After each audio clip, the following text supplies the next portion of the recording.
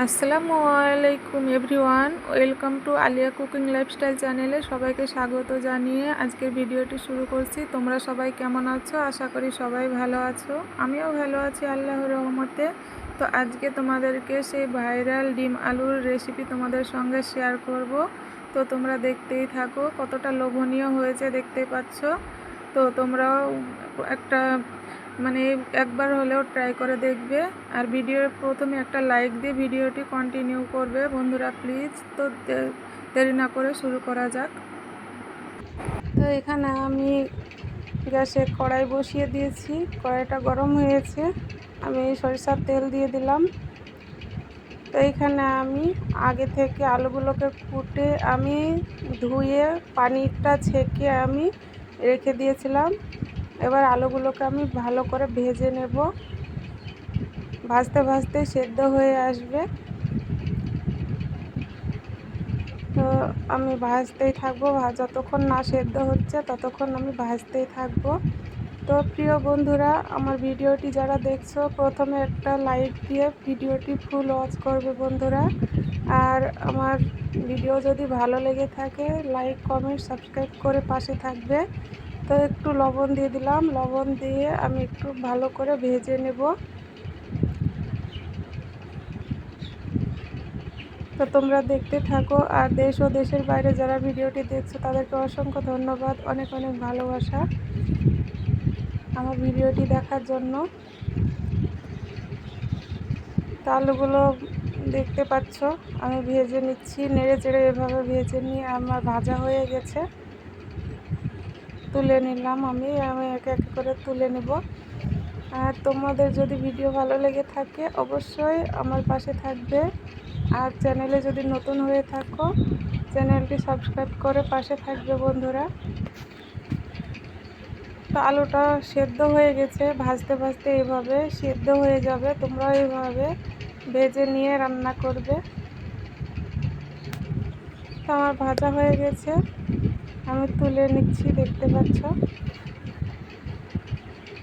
তো এই ভাইরাল ডিম আলুর রেসিপি তোমরাও একবার হলেও ট্রাই করো বন্ধুরা বাড়িতে।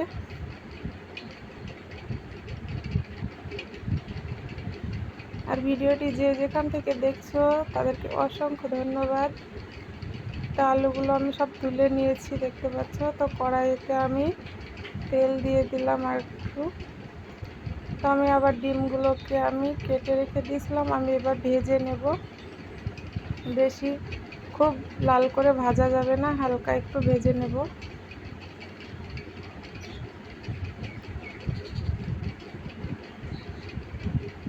এখানে আমি 4টে ডিম নিয়েছি, তোমরা চাইলে আরও বেশি নিতে পারো। আমার ডিমগুলো ভাজা হয়ে গেছে, আমি এবার তুলে নিচ্ছি।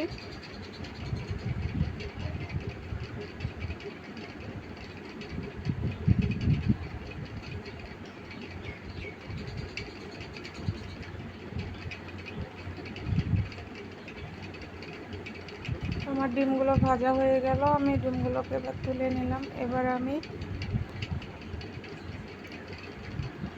আর একটু তেল দিয়ে দিলাম। এবার আমি কেটে রাখা পেঁয়াজগুলোকে দিয়ে দিচ্ছি। তোমরা চাইলে পেঁয়াজ গ্রেট করেও দিতে পারো, আমি কেটে দিয়েছি। তোমরা গ্রেট করে কিংবা বেটেও দিতে পারো, আমি কেটে নিয়েছি। তো আমি পেঁয়াজগুলো একটু নরম করে ভেজে নেব। একটু নরম হয়ে আসলে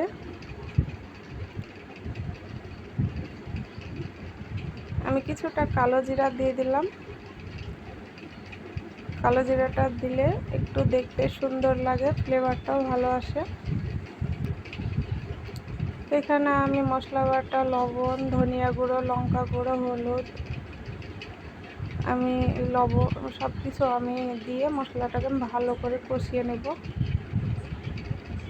একটু পানি দিয়ে দিলাম, নাহলে পুড়ে যাবে মশলাটা। হালকা পরিমাণ পানি দিয়ে আমি ভালো করে কষিয়ে নেব। আমার মশলাটা কষানো হয়ে এসেছে দেখতে পাচ্ছ। এবার আমি ভেজে রাখা আলুগুলো দিয়ে দেব। ভেজে রাখা আলুগুলো দিয়ে আমি একটু নেড়ে চেড়ে ভালো করে মশলার সঙ্গে আমি মিশিয়ে নেব।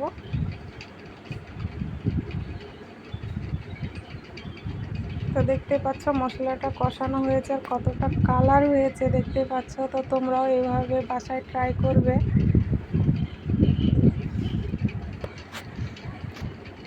তো ভালো করে আমার কষানো হয়ে গেছে দেখতে পাচ্ছ।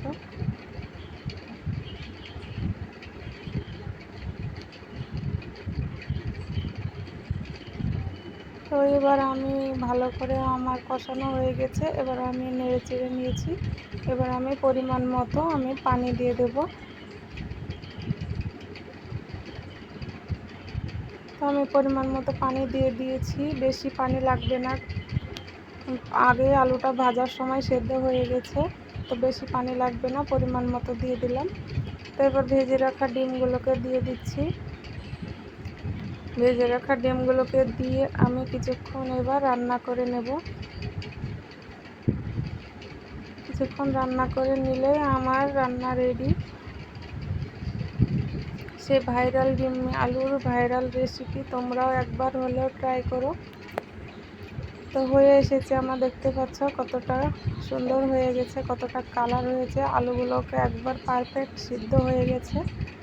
আলুগুলো মানে ভাজতে ভাজতে সেদ্ধ হয়েছিল, আর কিছুটা সেদ্ধ হয়ে একেবারে সুন্দরভাবে সিদ্ধ হয়ে গেছে।